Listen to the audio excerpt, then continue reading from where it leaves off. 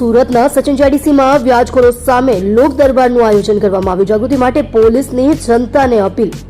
સુરત શહેર પોલીસે જનતા સાથે મળીને વ્યાજખોરો સામે આગળ આવવા અપીલ કરી. સુરત શહેરના સચિન જેડીસી વિસ્તારમાં વ્યાજખોરી સામે એક મહત્વપૂર્ણ લોક દરબારનું આયોજન કરવામાં આવ્યું હતું. આ લોક દરબારનો હેતુ લોકોમાં જાગૃતિ લાવવાનો અને વ્યાજખોરો સામે કાર્યવાહી કરવા માટે પ્રોત્સાહિત કરવાનો હતો. આ કાર્યક્રમ દરમિયાન પોલીસ અધિકારીઓએ નાગરિકોની ચિંતાઓ સાંભળી અને તેમને ખાતરી આપી કે જો કોઈ વધુ પડતા વ્યાજ દરે પૈસા ઉછીના આપી રહ્યું છે અથવા કોલ લેટર તરીકે કિંમતી વસ્તુઓ જપ્ત કરી છે તો પોલીસ સંપૂર્ણ સહાય પૂરી પાડશે. આ પ્રસંગે ડીસીપી રાજેશ પરમારે લોકોને આવા કિસ્સાઓમાં ડરવાની નહીં પરંતુ આગળ આવીને પોલીસનો સંપર્ક કરવાની સલાહ આપી. તેમણે કહ્યું કે ઘણી વખત માહિતી હોવા છતાં લોકો ચૂપ રહે છે, જે શાહુકારોને પ્રોત્સાહન આપે છે. ડીસીપી રાજેશ પરમારે એવી પણ અપીલ કરી હતી કે આવી માહિતી ફક્ત પોતાના સુધી મર્યાદિત ન રાખવી જોઈએ પરંતુ પોતાના પરિવાર અને આસપાસના લોકો સાથે પણ શેર કરવી જોઈએ, જેથી વધુને વધુ લોકો જાગૃત થઈ શકે અને ઊંચા વ્યાજ દરે પૈસા ઉછીના આપનારાઓ સામે કડક કાર્યવાહી કરી શકાય. પોલીસે સ્પષ્ટતા કરી હતી કે સામાન્ય લોકોના સહયોગથી જ આવા ગેરકાયદેસર વ્યવસાયોને અસરકારક રીતે નિયંત્રિત કરી શકાય છે. આપ જોઈ રહ્યા છો ગુજરાતની સૌથી પહેલા ખબર આપતી Surat express news channel director Rajesh મંગલેની સાથે.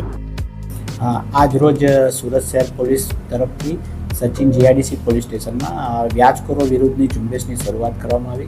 અત્યારે આપ જુઓ છો કે વ્યાજખોરોનું દૂષણ ખૂબ જ વધી ગયું છે. પબ્લિક જે નાના માણસ છે એને પૈસાની જરૂરિયાત રહેતી હોય છે તો એ કોઈ પણ જગ્યાએ 36%, 48%, 60% સુધીનું વ્યાજ આપતા હોય છે અને એ વ્યાજની સામે પોતાની મિલકત પણ ગીરવે મૂકતા હોય છે. અને આ વ્યાજખોરો વિરુદ્ધની ઝુંબેશ પબ્લિકને જાગૃતતા ખેડવા માટે અમે સામેથી પબ્લિક પાસે ગયા અને કીધું કે આવા માણસોના નામ અમે કેસ કરશું, તમારું નામ ગુપ્ત રાખશું, તમને કોઈ ડર નહીં લાગે, તમારી કઈની મિલકત પણ અમે પાછી લાવવા માટે લાવી દઈશું.